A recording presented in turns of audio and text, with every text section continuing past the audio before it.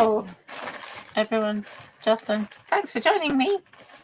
Just me today, sadly, for me and Kristen Z, who is obviously working and super busy.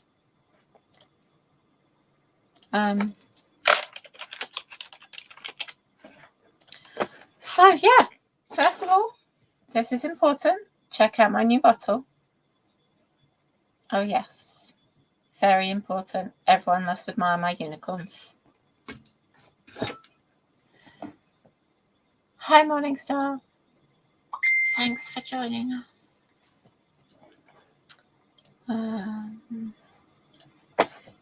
Yeah, so Jocelyn, how you doing?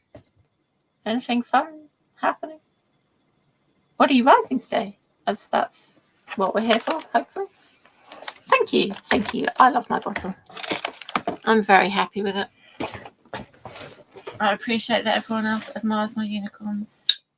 Seriously, is there anything better than unicorns for making you just feel snuggly? Magical?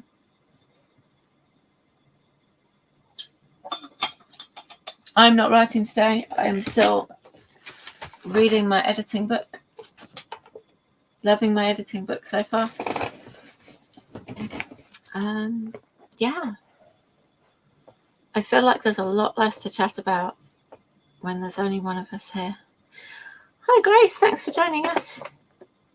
Yay, Megan. Oh, I love having other people here. Talk to me, people. Tell me things. Otherwise, I have to talk to myself. Right? Magic water makes everything better. For those of you who were not here and did not see, I have a new bottle. It must be admired by everyone because it has unicorns. And we will banish the bot. And we will banish the next bot. Banish all the mini bots. So, what are you all working on? Grace? Megan? Jocelyn? What are you all doing today? Morningstar is pretending to work. Morningstar is working very hard.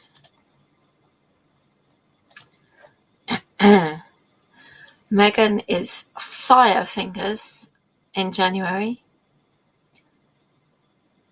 That is amazing, Megan. 10,000 words in a day. Like, people have books showing them how to write that much, and there is you just like, whoosh, done.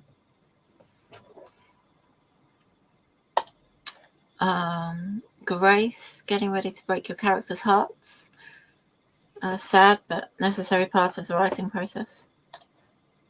Jocelyn, that's awesome to hear. The incident that precedes the breakup. Is it the incident that causes the breakup or just the one that happens before it?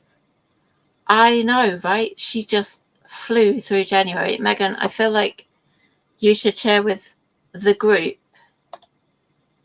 that number.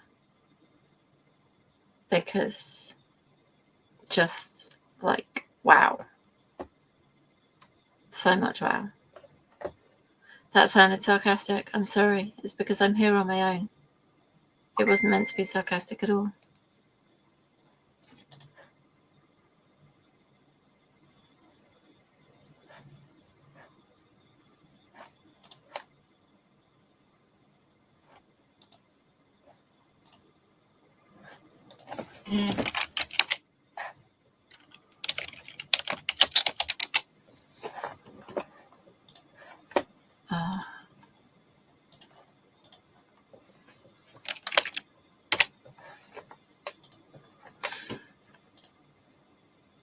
Yes, 10,000 was one day. Seriously, I don't know how Megan's fingers did not catch fire in January. She wrote like 2 whole books. It's amazing. And now she's joining me, so I am not alone. And I love her for that. Thank you, Megan. Amazing. Wow. Okay. Hear my own voice. Sorry, I muted it. I forgot this to go to the other thingy. Hi! I know you hate talking to yourself. So. I do.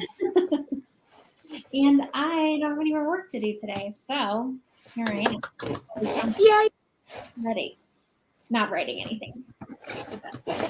Ready to go. That's awesome. Grace, that's fantastic. 30,000 is deeply impressive. Yes. In a month. I wrote 6,000 last month, so my entire month was like less than your best day. You were catching. We're not going to do that. First of all, one, you were catching up on a lot of work. You were sick at the end of December, and then your kids have been sick a couple of times too, which is just, you have young kids who are sick. There's nothing else. Nothing else happens in the world when that is going on. So that's true. But yes. No, I think it also, you were just so excited about your work last month that you just about your writing that you just. Yeah, I've been talking with some friends, you know, you and Kate and some other like sort of non-author friends, trying to remind myself, like, you know, maybe January is not the best benchmark in terms of how many words I should expect from myself each month, because it is, I think, more than double my best month ever, which was somewhere around like 55 or 60,000. So I definitely am very pleased with the like number of words that I wrote. It was between three different projects, so it wasn't all one book. It was finishing my third book, starting my fourth book. Like and also very healthily into my third book. It's like 30,000 words. I'm almost halfway through. And then like a passion project, having these crazy dreams that I write down as a narrative, and they're long dreams. So I figured I should count those words. It's probably like 20,000. I think I wrote down tracking like how many words for each project, but yeah, it was something like 20,000 words for that one. Wild. So I decided that I'm not going to set any word count goals, because I don't know, there's a tiny rebel in me. It's like as soon as I set a word count goal, I don't want to hit it. So I'm just going to see what happens in February. As long as I feel excited to write, I'm going to keep writing. And even my like worst month is like 25 to 30,000. So the books will still get written, but I am doing like a tiny pivot this month because I have to go through and do my edits. Well, this week I have to go through and do my edits for my editor for book one, and then make some edits to book two so that I can send it to the editor in March. So we'll see what happens to the word count in February. Somebody asked me a question and I missed it. Am I a plotter, a pantser, or a plotzer? I think I'm technically a plotzer. I think I'm very much a combo. Yeah. I write romantic suspense, mafia romantic suspense, and I use thriller beats that I found online that I've kind of like over the course of 3.5 books like molded to fit how I write and how I like to tell my stories. And so basically what I do is I plot between each beat, and each beat's like 10,000 words or so. So I probably plot about 4 to 5 chapters at a time. I try to keep my chapters between 2,025 to 3,000 words. So I plot between each section, basically. I write in the 4-act structure, and my ultimate goal is like 80,000 words. So that makes me a plotzer, right? It's a little bit of both. Yeah. I do plot, but I don't sit down. I have wasted many, many hours sitting down, plotting the entire book from start to finish. And inevitably, I scrap something about halfway through, which just makes it feel like wasted time. So I sort of pivoted to, but I like to know what's coming. If I just never know what's coming, then I write in circles and I hate the draft. So it's like a combo of both. And I just, I don't know. I've never written that many words in Scene by scene, yes. So when I do the plotting between the beats, I do plot scene by scene, which technically they end up being chapters for me. So it is very much like this is the chapter, and I kind of like long form brainstorm. So like longhand brainstorm by literally writing it out like a journal entry. So sometimes they're kind of long and rambly, but it all ends up working out for me in the end. And I will literally just like, this is what happens in this scene, and then this is what happens in this scene, and I will copy and paste it over into my series Bible for my outline over there. But yeah. And then You have an idea of how you want the whole thing to go, though, don't you? Of like start to finish. You know how you want it to end. Yes, I know exactly how I want it to end before I start writing the first word, always. Because the endings are my favorite, as you know. And so I always know how it's going to end. Sometimes that changes, like it's a little bit fluid in terms of exactly what happens. That definitely happened with book 3, but I scrapped the plot for book 3 a couple of times. But yes, I pretty much always know how the book is going to end. And I know it's usually crystal clear by about the 50% mark. So yes, I'm getting to the point where I pretty much know, although for book 4, I already know exactly how it's ending, and I'm excited about it. I know who dies. I know who kills them. Can't wait. Excellent. Yeah. Yeah. Oh, so excited. Today, though, I get to read all the 10,000 words that I powered through yesterday. Because usually I'll like write a chapter, read a chapter, and then keep going. And I was like, I'm just going to continue powering through, and I'll read it all later. So that's what I'm doing. Seems to have worked out well for you. So seems to have. I think I blew my, I don't know, it was like 10,600 something. So I blew my best day out of the water by like 2,600 words, something like that. So yeah. Awesome. Yeah. I'm excited. I'm very pumped today. I'm having a good day. Anyway, just in general, life thing. It's a good day. How are you liking the editing book? Yeah, I'm liking it. I keep getting distracted from reading it by thinking about what she said and going back to like my my notes and adding to my notes while I've got it in my head. Like my character notes and my plotting notes and stuff. So yeah. I did this thing because I didn't want to forget any of the nuggets that I was thinking while I was reading it. So yeah. It's probably normal. The weird part, once I edited a book for the first time, because I've written several manuscripts and just never bothered editing them, it was a weird switch to go from editing brain into writing brain, because it really is, I didn't really realize how different it was to go from like the different part of your brain that you're using to edit versus to creatively write was weird. Yeah. See, I think a lot of the problem has been for me for this book is I've been too much in editor brain and not enough in just write it out brain. Yeah. So I'm not sure how that's going to work with your editing, because part of me is like, I kind of want to go back to the beginning and just write it out and switch off the editor brain and just kind of write without thinking of all and am I in the correct closeness, and am I using these words that I shouldn't be using, and am I doing these things, and just all the tips and advice and criticism and whatnots that I should be worrying about when I'm editing. They've been there when I've been writing. So see, that's why I'm very grateful that I have not read very many craft books. Yeah, I think that was a good plan on your part. Well done. Oh, that would just paralyze me so much. Like I saw a post the other day. I use the word just a lot. I personally, as a human being, just in general, don't have a problem with this word. It doesn't bother me. It's not one of those words that I feel like people overuse.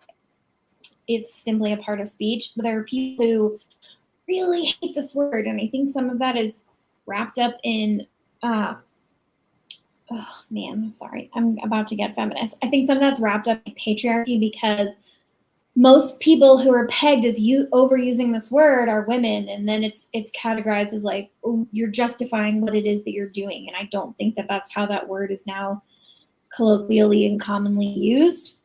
So I use the word all the time, and so far my editor has not pinged me on it, but we'll see as I get further into my manuscript for book one.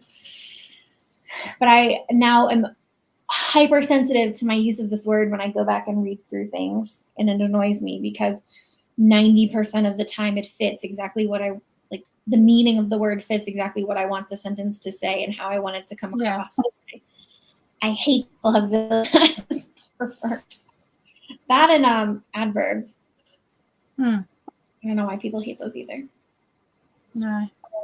I think the problem is there is an awful lot of bad writing. And when you look at bad writing and you make rules up to improve that writing, and then if you never actually look at the good writing and go, well, hang on a second, because all this, that does all that stuff we've told this person not to do anymore because their writing was maybe it wasn't actually all of those specific things, but just how they did those specific things. And just yeah. Plus a lot of craft books that I have seen are snippets from craft books, because again, I've only read like 2, I think, at this point. They rarely give positive examples. It's usually just like, don't do this thing instead of do this thing instead. And I don't know, that doesn't really jive with me, because like you said, there's a lot of nuance to all that stuff too, because there are good ways to use adverbs. If you're using adverbs like she looked at him angrily, that's totally different than using an adverb in a positive way. So your mileage may vary in the writing community, I guess. Yeah. Okay. Shall we get on with our first sprint? I'm ready. Okay. Everybody, we will see you in 20 minutes. Let's hope we can all get some stuff done, be it writing, reading, whatever we are doing. Good luck. Good luck.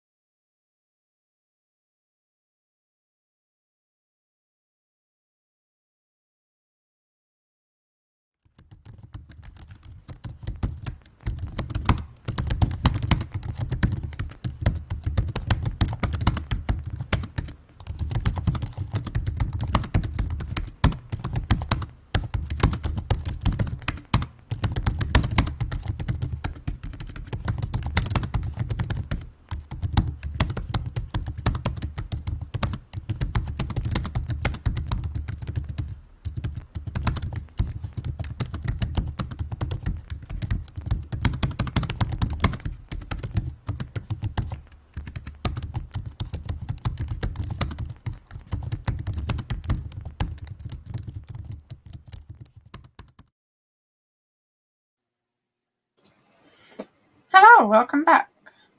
Hello. How'd it go? Fine. I'm about halfway through a chapter. I had to do some worky stuff, and then I was done. So, halfway through a chapter, still going. Did it all make sense? So far, I'm only halfway through. I'm only halfway through the first of 1, 2, 3, 4, 5 chapters that I wrote yesterday. So, Okay, so fair enough. so far, so good. Excellent. How about everyone else? How did you all get on that 20 minutes? I read about 13 pages of my editing book and spent a little while staring into space because brain. Necessary sometimes. Yeah. Do you know, I think that's what I've been missing. I haven't spent enough time just with nothing, just staring at it. See, you often have said at various writing sprints that you're just staring at a wall for a while. And I think I just don't spend enough time staring at walls and letting my brain just do. On Sunday. Yeah. Where I'm just like, I just have to stare into the nothingness for my brain to click something into place so I can actually write things. There's like a Scandinavian word for that. Haig or whatever they call it.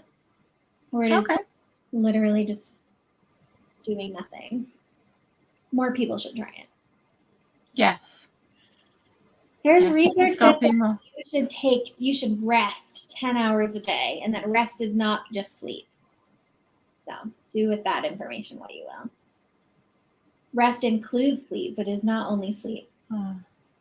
So you can't rest for 10 hours a day and sleep for 8 hours a day and just have the other No, it is 6 like hours a combined total of 10 hours a day between sleep and actual rest, which is like not doing things. Washing your dishes, not rest, unless that is an enjoyable activity for you, I guess. It is not for me, washing dishes. I mean, I suppose the plus side of washing dishes and various other such housework chores is that your hands and your body are busy, but your brain is not necessarily actively involved because you don't really have to think that hard about washing dishes.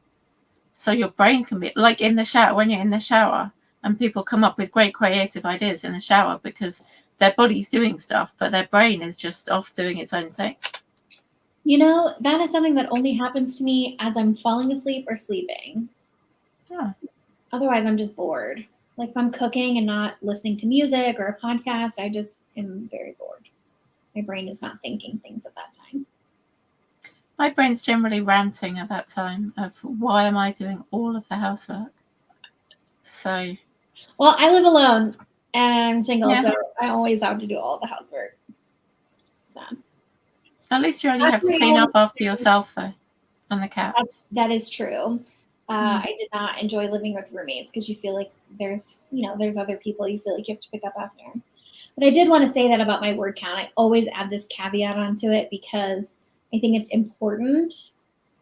I am single. I live by myself. I work from home, so I don't have a commute anywhere. My work day is like 6 or 7 hours, sometimes 8. That's pretty rare. It is like 10 steps from my bedroom to my office. So my commute is very short. And I don't have any children. So like, I just always like to put that caveat on it where it's like, if you have small children or you a long commute or you work outside the home, whatever it is.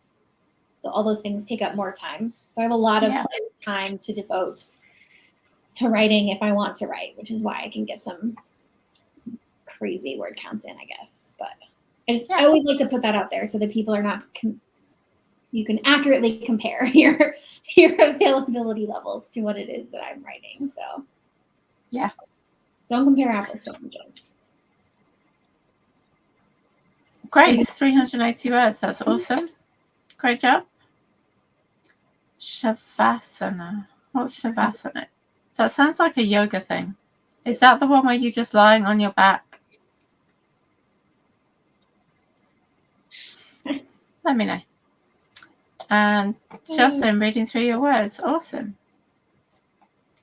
Have we got other people on better days? How did you get on that sprint? That's basically sleep yoga. It's like Nidri or something like that. That's my favorite. Yoga rest, yeah.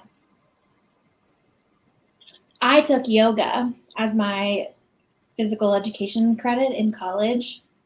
Best choice I've ever made in my life. It was at like 10 a.m. on a Friday. Yeah, you're literally laying on your back on the floor. I like that one. That's how we ended every single class, laying on our back Yeah. on the floor. With the music on and you're sleeping, like your eyes are closed, your breathing is deep and even. Most of the time I fell asleep, but it's nice. I did yoga for like 6 months, the year before we had Charlie, and we used to end on that. And then sometimes my yoga teacher would read like a guided meditation or something, and she did it once, and I swear I found my little meditation space. And I found it a couple of times since then. Once I was trying to do self-hypnosis, and yeah, it's an awesome space. I don't like guided meditations because they're always asking me to picture stuff, and I don't see pictures. Yeah, So no. I can't see anything, Barbara. I don't know what you want me to do with this. But I meditate best when I'm doing something mindless. So, like, I guess that's probably what I'm doing when I'm washing dishes. So I'll like color or knit with the TV off or something like that. Something that doesn't take a lot of concentration for me. Wait, I'm sorry. Knitting doesn't take concentration. Every time I've knitted, it's taken immense amounts of concentration. I guess it depends on the pattern, but I've been knitting for over 10 years. So if it's a really simple, just like, garter stitch or stockinette or something like that, no, it doesn't take any concentration. Fair enough. Yeah. Okay. I missed the part where we said what everyone was working on, but that's okay. Oh, Jocelyn is continuing with her work in progress. Okay. Grace is writing something. She got a word count in. Yes. Grace, what are you working on? Let us know. Morningstar is at work. Yes, poor thing. Better Days, what are you working on? Are you still just free writing? Wish I had the concentrations in it. I wish I had the talents in it. I swear I've tried to learn like 3 times and it just does not stick. But also, I think the last time I tried it gave me a headache and that's why I stopped. My very patient cousin taught me in my early 20s. So I'm a perfectionist, recovering perfectionist. And if I can't do something perfect the first time, I usually never do it again. But she was very patient with me and she taught me how to knit. I made a lot of very ugly dishcloths in the beginning. And now where's my latest piece? This is the most recent thing that I made. It's shawl. Very nice. It's very large, but I won't hold it up to the thing. But it's very relaxing. And then Kate, I think Kate also knits, but she crochets a lot as well. I don't know how to crochet. I'm too impatient to learn how to crochet, which is just one needle. But it's just one thing rather than 2 knitting needles, and I'm not interested in learning how to do that. I have the realization that my villain is more of an antagonist than a bad guy. I'm great at villains, so also I love a really bad villain. Do you want him to be more of a villain, or are you okay if he's an antagonist? Yeah. What would you like?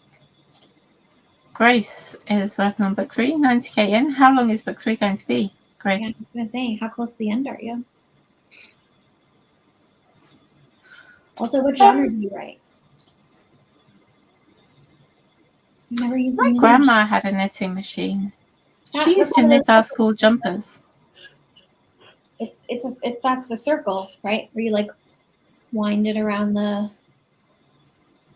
No, am I thinking about something else? My grandma's was a long thing, and she had like cones of wool that you stick on it, and it would just knit along, and it made jumpers very quickly. Oh, I've never used one of those. I mean, depending on your genre, an antagonist can also be a villain. Yeah, Really, an and antagonist that's okay. doesn't have to be a person. Depending on your genre, could be a curse. People are the best antagonists. Murderers. My favorite, as you know. Battery powered. Wow, I feel like I missed the boat on this. The easier way to knit things. I have not ventured into sweaters yet, but I have made socks before. My mum can knit jumpers. My mum can knit jumpers with pictures on them, knitted pictures in the knitted jumper, which is very impressive, I think. Bound through the circumstances of his work. Well, every villain has an origin story. Yeah. My book was just talking about that. Background for your characters. Yep. Reasons. I'm writing scenes from my antagonist's point of view in book 4. Oh, yeah. It's very interesting. Your primary antagonist or your secondary antagonist? Secondary antagonist. The primary one is a mystery till the end. You know he's there. You know that they exist, but you don't know who it is or their relationship to my main characters. Okay. Shall we get on with our second sprint? Yes, I'm ready. Is everyone ready? Yep. Okay. Let us hit our second 20 minutes then. Good luck, everyone. I hope your 20 minutes is productive and helpful and useful. Enjoy.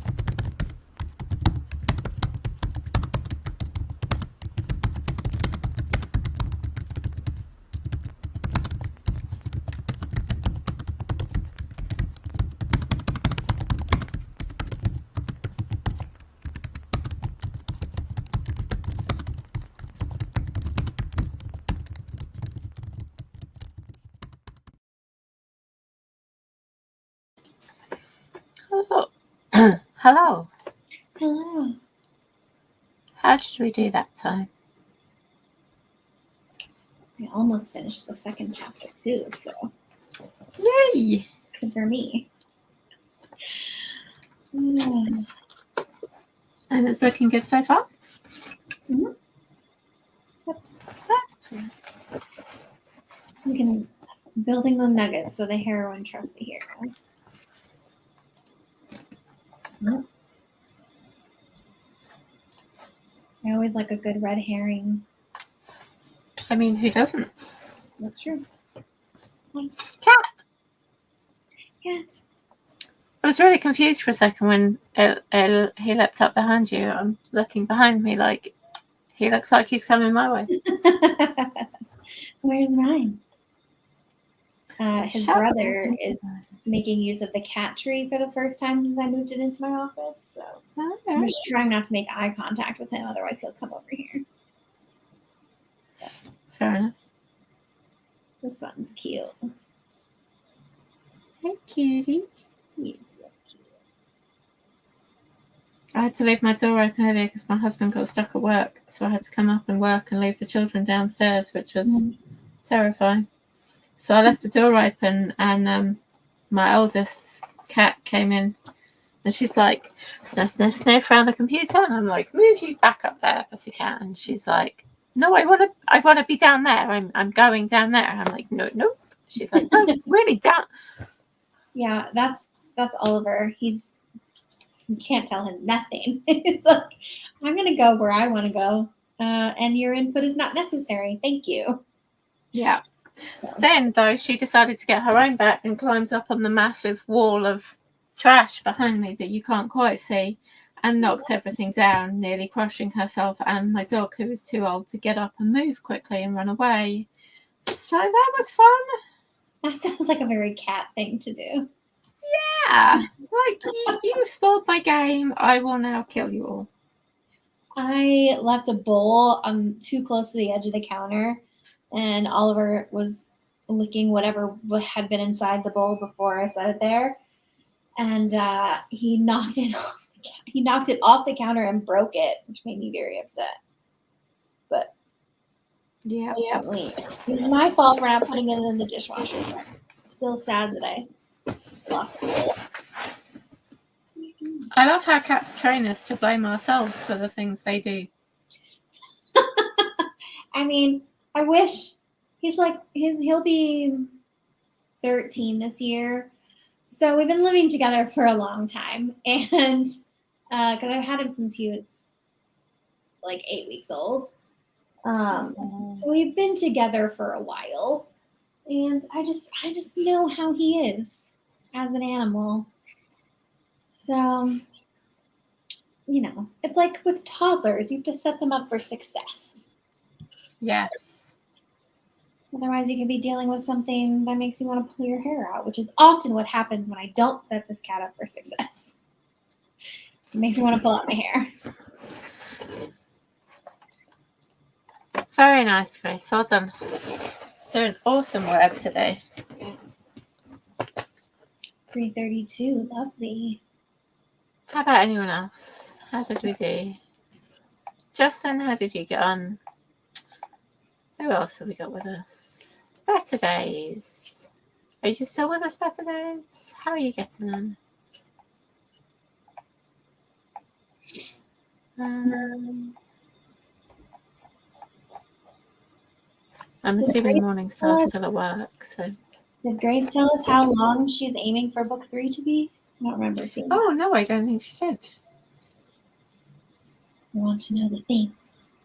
How close are you to the ending? The endings are the best part. No, they're not. Yes, they are. No, this is a hill I'm willing to die on. Beginnings are best. No, I hate them.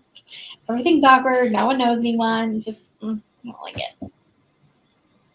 Maybe that's why I like it so much. I'm so comfortable there in the awkward, no one knowing anyone phase. The very beginning stages of a relationship are also my least favorite. Really? That's totally my favorite bit. That like awkward exploration phase where you're like, oh, does he like me? Do I like him? Is that thing that I just said really stupid? I hate that part. It's awful. You're constantly like second guessing yourself. You feel awkward. It's just, gosh, no, thank you. I can do that all the way through. I mean, no. Mm-mm. But then you get to like the honeymoon part, right? Where you've decided that you like this person, you know that they like you, you're going through the thing, and that's way better.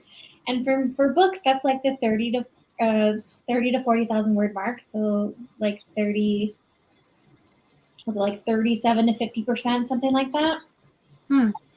That's when I start to like the book. Everything until then is just awkward. Bye, Grace. Thanks for joining us. Don't like it at all. No, I prefer the beginning bit. The beginning bit of a relationship is exciting and new and different. And then after a while, you find that they leave their dirty socks all over the floor, and terrifying. But you don't get to the dirty socks part in a romance novel. Right? I know, right? Most romance novels how you end at like when you're solidly in the honeymoon phase. Yeah. Everything's happy. And you never learn how many of them divorce after 3 years. They don't divorce. I told you this doesn't happen.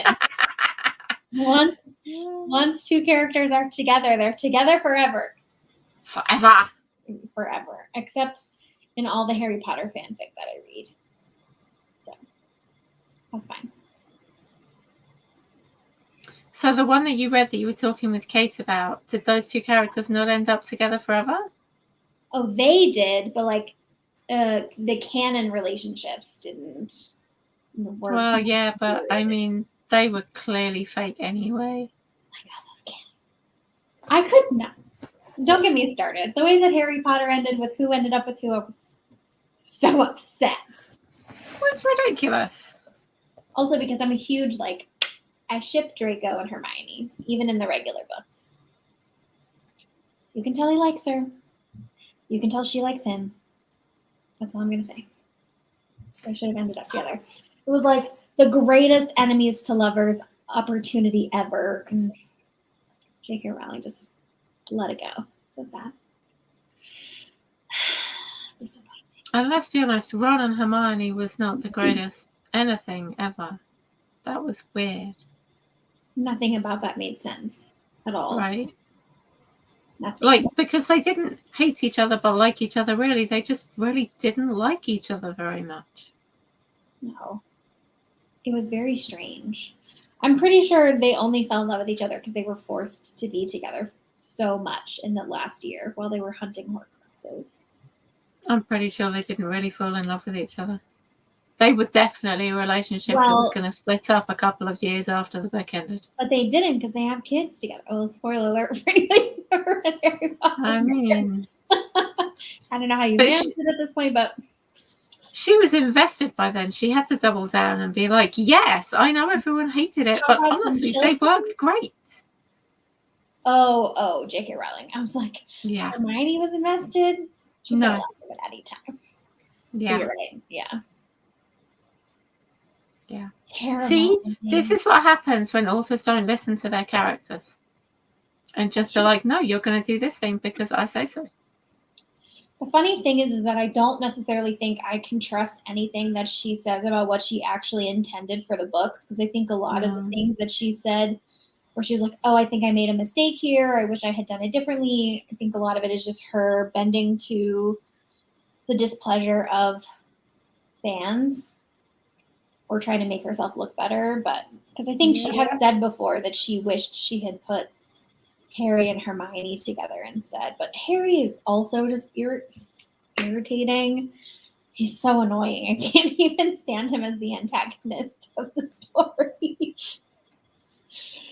He doesn't, he's so irritating. Hermione does all the work the entire series.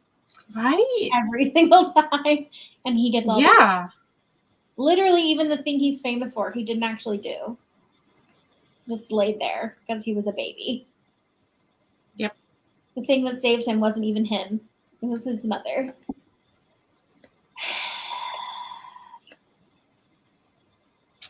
But It's there's crazy. a really good fanfic that I read that makes him look as incompetent and foolish as he actually is, and I'm like, yes, someone's telling the truth about Harry Potter. It's a really dark one, so I wouldn't recommend it for the faint of heart. I won't read it.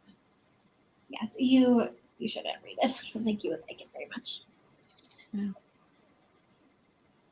It's like what would happen. It's like an imagining of what would happen if the Death Eaters won, if Voldemort won. So it's pretty dark until they ultimately obviously kill Voldemort because he's a terrible person, but still good. One of the best fanfics I read, for sure. Well, that's good. Yeah. All right. I think we should probably get into our last 20 minutes. I'm ready. Okie dokes. If anyone is still with us, a few people are still with us, let's have a go at our last 20 minutes and see how productive we can all be. Good luck. Good luck.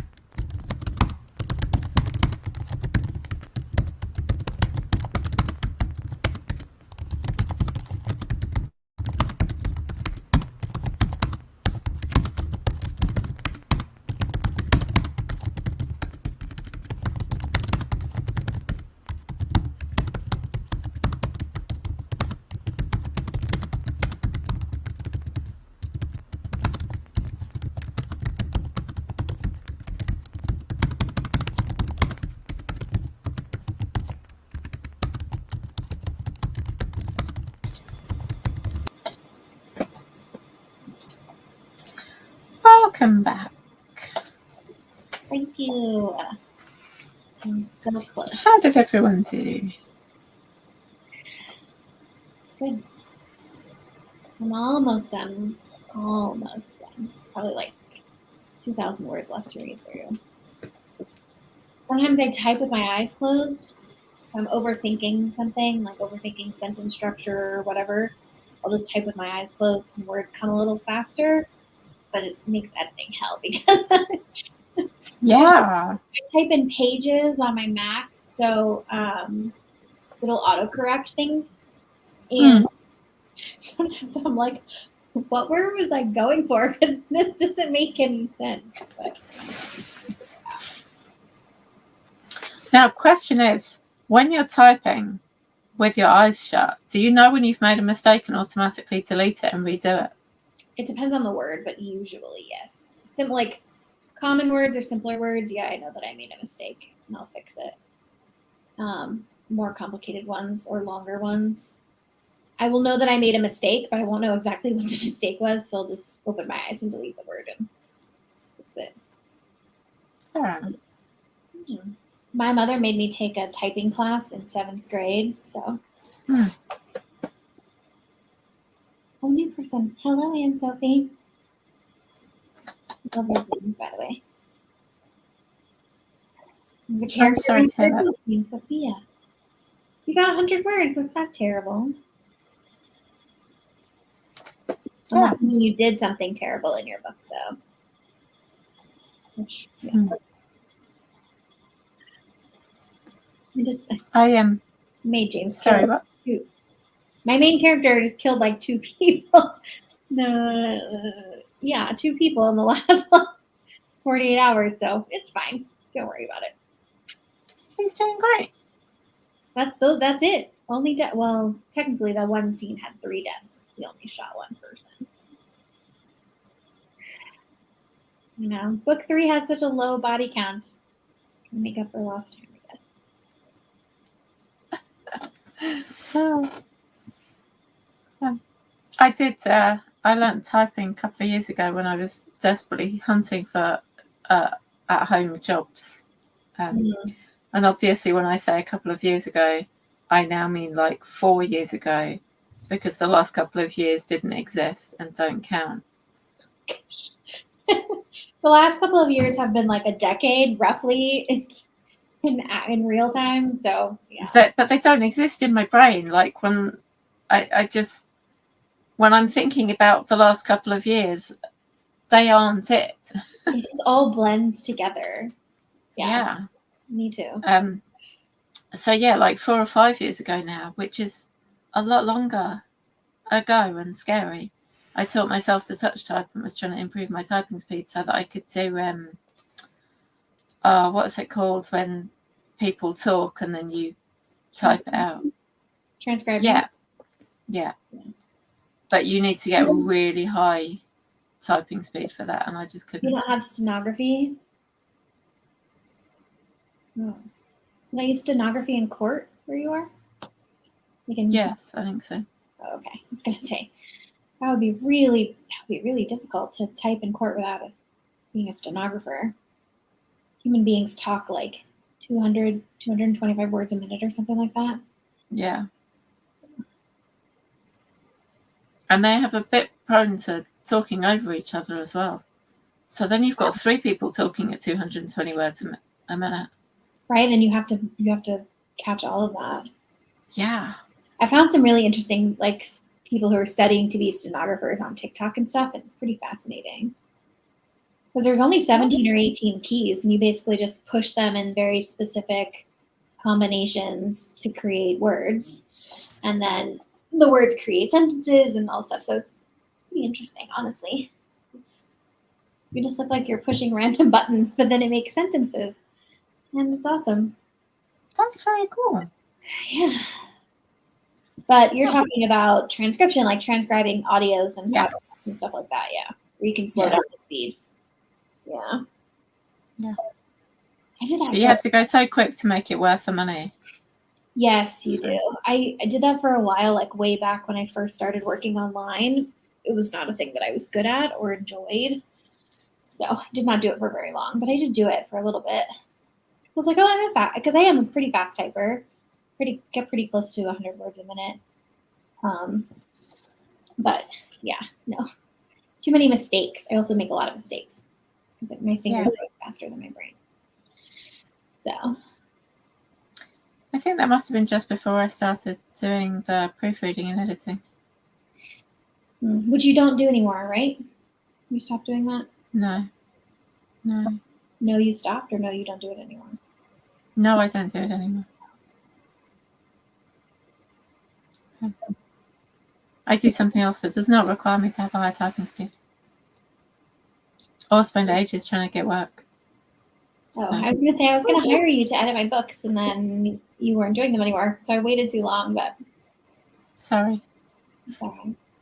I like the person that I found. She's great. That's awesome. That's just the best thing.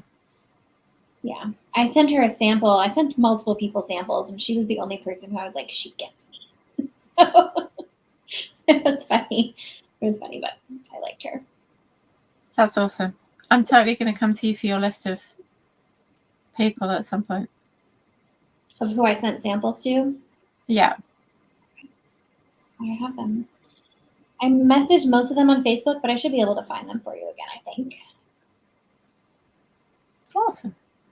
There was one person that I found on TikTok, and then I looked at how much she charges, and I was like, nope. She was like quadruple what other people were. What kind of was this, I don't know, standard, if that's what you want to call it? And I was like, that's a little bit out of my budget. But I like my cover designer. And I found out that my cover designer, if you do subsequent books in a series, the price for the subsequent books is less than the very first cover. So if you do standalones, it's like $300. But if you're doing a series, each cover after that, after the first one, is $150. And I was like, yes, I'm going to save myself so much money. So that's good.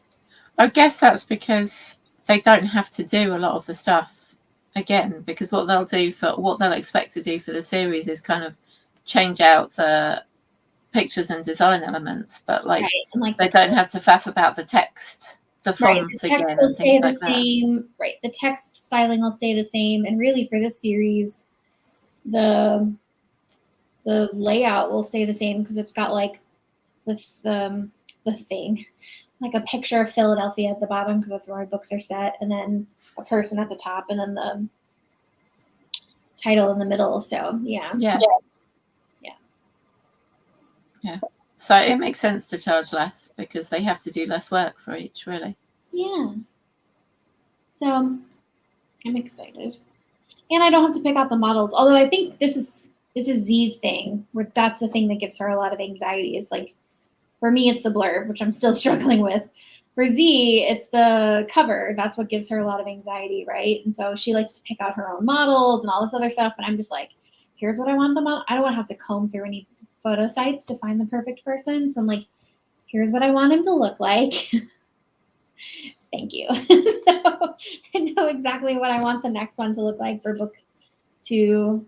So we'll see if they can find what he looks like in my head for the cover. Oh, that reminds me, I need to work on the blurb too. Why is it so hard, everyone? Anybody who's written a blurb already, please explain to me why a 300-word blurb is harder than a 78,000-word book. I don't get it. I think that's much like why writing a short story is not as easy as everyone think. Well, as people who haven't tried it think it must be, because like 500 words, how hard can that be? Like, you're trying to fit a whole story in 500 words. That's really difficult. Yeah. And for a blurb, you're not trying to tell the story. You're just trying to leave enough questions and draw people in through the blurb enough that they're like, oh, I want to read an excerpt, or I want to read reviews and decide if I want to buy this or borrow it or whatever. And it's just a lot of pressure. So, oh, boy. Are you going to be able to change your blurb once you've got your cover finalized? Or will you have to go back to your designer every time you want to make a change?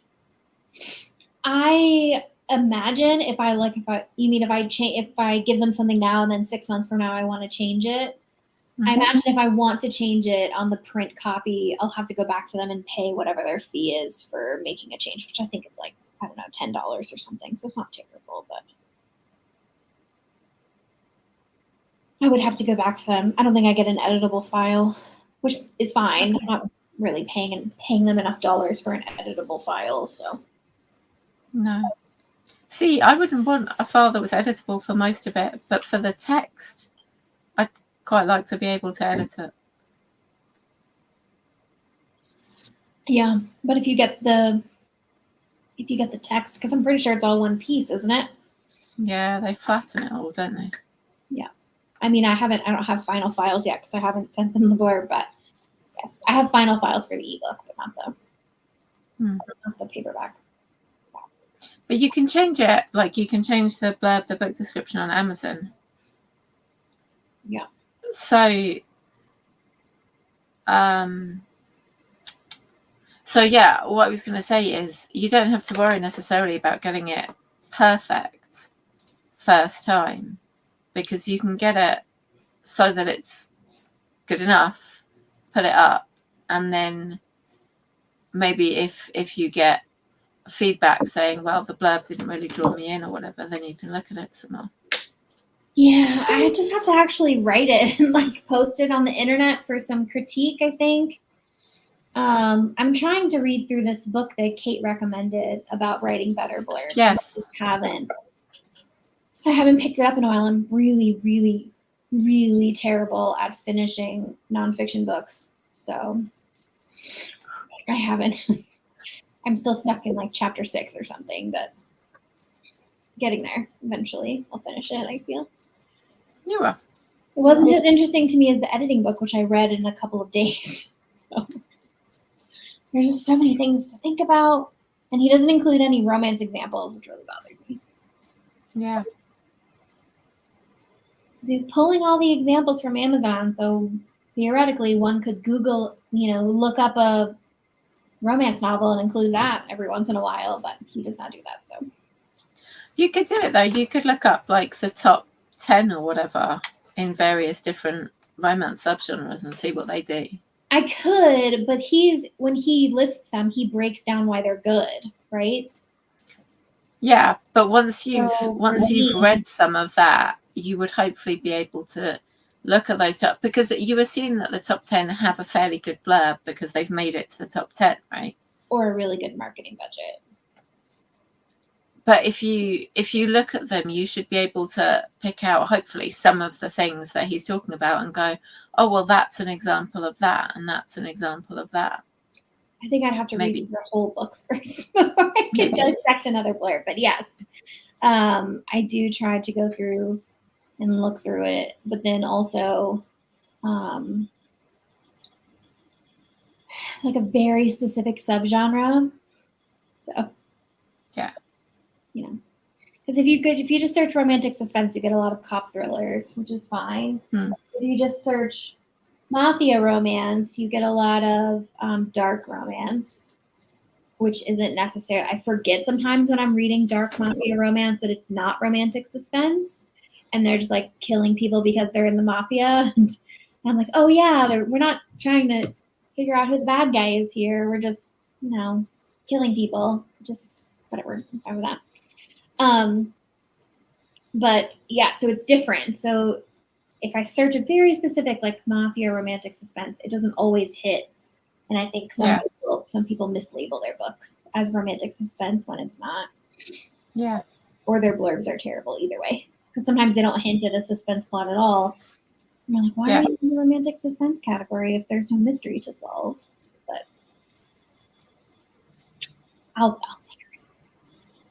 I keep telling myself that the blurb I have now isn't ready. So I haven't posted it, but it is probably good enough to put it up somewhere and have somebody offer feedback. But yeah, give it a try. It's fine. Everything's fine. Maybe I'll send it to the group chat first because I think this is important for you guys. You were super brave and sent your books out for like your whole book out for feedback and beta and stuff. that was less stressful than this blurb situation. Mostly because I sent it to, I don't know, like 5 people who I knew were going to be nice to me if they didn't like it. You know? Yes. I sent it to people whose criticism was going to be constructive. And I've seen people on Facebook, and they're not always constructive in their criticism. So. That's true, but also there's a lot of readers on Amazon who are not necessarily constructive in their criticism. That's so true, but I don't intend on reading reviews on Amazon. So okay. I don't plan on doing that unless it's like a 4 or 5 stars. So I already know that that's not something I'm interested in doing. Fair enough. Because they might hate it. I don't know. They might hate that it's not super dark and that hero is not abusing the heroine in any way.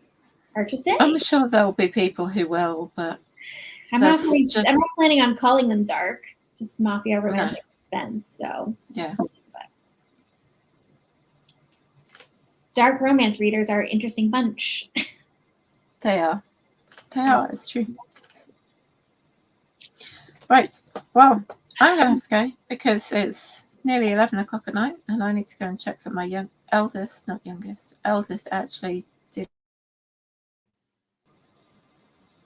Oh, Is in bed. Yes. Everyone mislabels their books.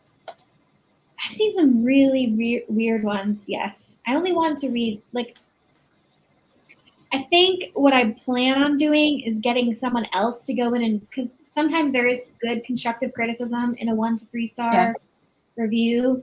And so I think getting that information is valuable, but I don't want to be the one to like parse out which things are constructive and which things are just someone being mean because they forget that human beings are reading those on the other end of the internet. So I'm gonna get someone else to mine those for me for a while.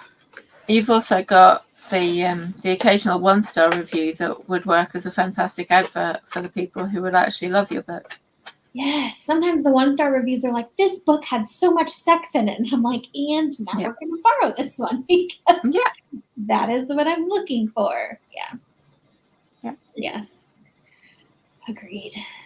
But yeah, sometimes those books are good where it's like, hey, someone said they hated this book because it was too sexy. You should go. That is a review that goes over really well on TikTok. Yes. And people would be like, obviously, I'm going to go borrow this one. Yes.